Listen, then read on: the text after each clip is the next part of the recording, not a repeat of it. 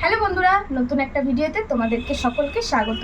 তো আজকে যে রেসিপিটা করব সেই রেসিপিটা বাড়িতে হয়তো অতিথি এলো, চট করে চায়ের সঙ্গে দিয়ে দিলে কিন্তু বেশ নাম করা যাবে।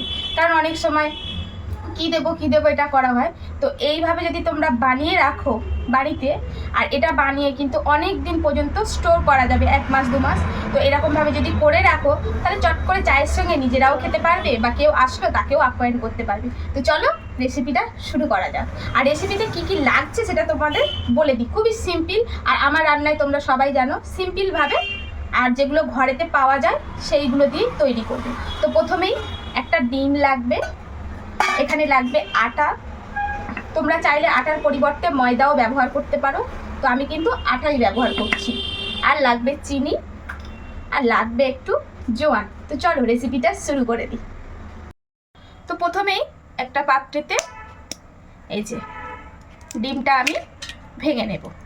তো এখানে আমি একটা ডিম দিয়েই বানাচ্ছি, কেউ যদি বেশি করতে চাও তো কম বেশি করে নিতে পারো, 2টো ডিম যে যেরকম পারো।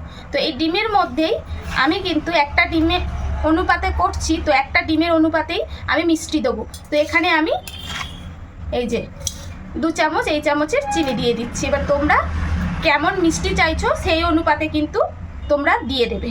তো এখানে মিষ্টি দেওয়ার পরে আমি দিয়ে দেব স্বাদ মতন 1 চিমটি লবণ। তো এখন এই লবণ আর চিনিটা বেশ করে ফেটিয়ে নেব যতক্ষণ না এই চিনিটা গলে আসে। তো এখানে ডিমটা বেশ ভালো করে ফেটিয়ে নিয়েছি। এখন এর মধ্যে দিয়ে দেব আটা। তো আটাটা আমি 1 কাপ মতো নিয়েছি, তো এখন 1/2 কাপের একটু বেশিটা দিলাম, কতটা লাগবে সেই বুঝে শুনে দিয়ে দেব। এখন এর মধ্যে দিয়ে দেব একটু জোয়ান। তো জোয়ানটা আমি হাতে এইভাবে একটু ক্রাশ করে দেব।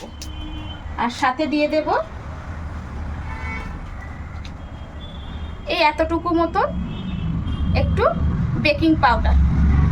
খুব বেশি দেব না, তোমরা চাইলে নাও দিতে পারো। তো আমি একটুখানি জাস্ট দিলাম, মানে এটা একটু ফুলবে। তো যাই হোক, এখন এইবারে এটা ভালো করে মেখে নেব। তো এই যে এইভাবে এটাকে মেখেছি। তো এখন যেটুকু আটা আছে সেটুকুও ঢেলে দেব, কারণ দেখতে হবে যে এটা যেন একটু শক্ত শক্ত মাখা হয়, মানে আমরা যেমন রুটি করি ওর থেকে একটু শক্ত মাখতে হবে। তো এইভাবে বাকি আটাটাও দিয়ে ভালো করে মেখে নেব।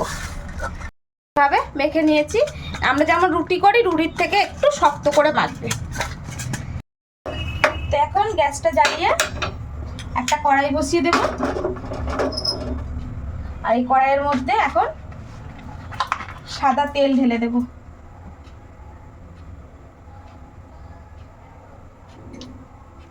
এই তেলটা খুব বেশি না, মিডিয়াম গরম করব। এর মধ্যে একটু তেল ডলে নিচ্ছি যাতে করে না এর মধ্যে লেগে যায়।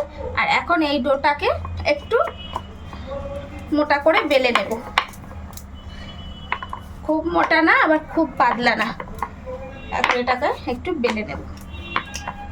তো এখন একটা এরকম মোকা নিয়ে নিয়েছি ছোট সাইজের, তোমরা যে যেমন পারো শেপ দিতে পারো। তো আমি এই মোকা দিয়েই এখন এটাকে কেটে ফেলবো। তো এই মোকা দিয়েই কিন্তু আমি এরকম গোল গোল করে কেটে নেব। এই যে এরকম করে করে আমি কেটে ফেলবো। তো এই যে এরকমভাবে আমি কিন্তু কেটে নেব। তো এইভাবে কেটে নিয়েছি সমস্ত, আর তোমরা যে যেমন শেপ দিতে চাচ্ছ সেইভাবেই দেবে। তো আমি এইভাবেই দিয়ে দিয়েছি।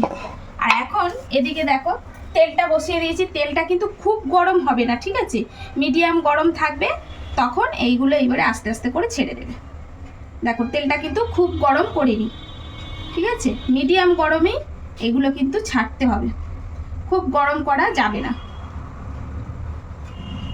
এখন এইগুলো একটা একটা করে সব ছেড়ে দেবে। তো সবগুলো একসঙ্গেই ছেড়ে দিয়েছি দেখো। আর এইগুলো দেখো কি সুন্দর ফুলে উঠছে। তো বেশ ভালো করে অনেকক্ষণ ধরে মাখবে, মাখলেই কিন্তু এটা ভালো হবে। আর একটু বেকিং সোডা দিয়েছি আমি, তোমরাও দেবে তাহলে ভালো হবে। আর অনেকে বেকিং সোডা পছন্দ করে না, নাও দিলে হয়, কিন্তু সেজন্য মাখবে ভালো করে। আর বেকিং সোডাটা দিলে না একটু ফোলে জিনিসটা, নাহলে তো ফুলবে না। আর সবসময় গ্যাসের এই মানে আগুনটা বেশি জোরে রাখবে না, ঠিক আছে, মিডিয়াম টু লো আছে। আর প্রথমে যখন দেবে তেলটা উষুম উষুম গরমে দেবে, তেলটা একদম খুব গরম করবে না। এখন এইভাবে তেল আমি কিন্তু গ্যাসটা একদম দেখো মিডিয়াম টু লো আঁচেই রেখেছি। তো এইভাবে আস্তে আস্তে করে এটাকে ভেজে নিতে হবে। তো মোটামুটি এটা তো বন্ধুরা 3-4 মিনিট করে ভেজে নিয়েছি। এখন দেখো কালারটা একদম চেঞ্জ হয়ে গেছে, একদম ব্রাউন কালার চলে এসছে। তো এই দেখো, তো এখন এই যে থালার মধ্যে একটা কাগজ পেতে নিয়েছি, এক্সট্রা তেলটা এর মধ্যে টেনে নেবে। তো এইভাবে সমস্ত বিস্কিটগুলো আমি ছেঁকে ছেঁকে তুলে নেব তেলটা। আর এই রকমভাবে ডিশের মধ্যে দিয়ে দিলে কি হবে, এক্সট্রা অয়েলটা কিন্তু টেনে নেবে। তো এই যে সবগুলো ভাজা হয়ে গেছে, একদম মিনি মিনি বিস্কিট বলতে পারো, কুকিজ বলতে পারো। যাই হোক, এইভাবে তৈরি করেছি। আর এইগুলো চায়ের সঙ্গে খেতে খুব ভালো লাগে। দেখো, খেয়ে দেখো। তো ভালোই হয়েছে দেখতে পাচ্ছি, চায়ের সঙ্গে তো ভালোই লাগবে। মজা করছে না?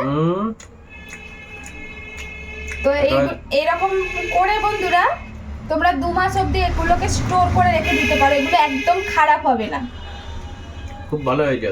তো এইভাবে তোমরা করে যদি রেখে দাও, ঘরেতেও খেতে পারবে, বাইরে থেকে বিস্কুট আর কিনে খেতে হবে না। তো আমি এখানে ছোট ছোট সাইজ করেছি, তোমরা চাইলে একটু বড় বড়ও করতে পারো। আর এই দেখো কতটা খাস্তা হয়েছে, আর ভিতরটা দেখো কতটা সুন্দর হয়েছে।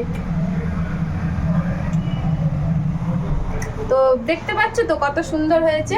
তো এখানে আমি একটা ডিম আর 1 কাপ ময়দাতে 1 কাপ আটাতে এতটা করেছি। তোমরা চাইলে আরও কোয়ান্টিটি বাড়িয়ে নিতে পারো, বানিয়ে আর স্টোর করে রেখে দিতে পারো। তো যখনই চাটা খেলে কিন্তু খেতে খুব ভালো লাগে।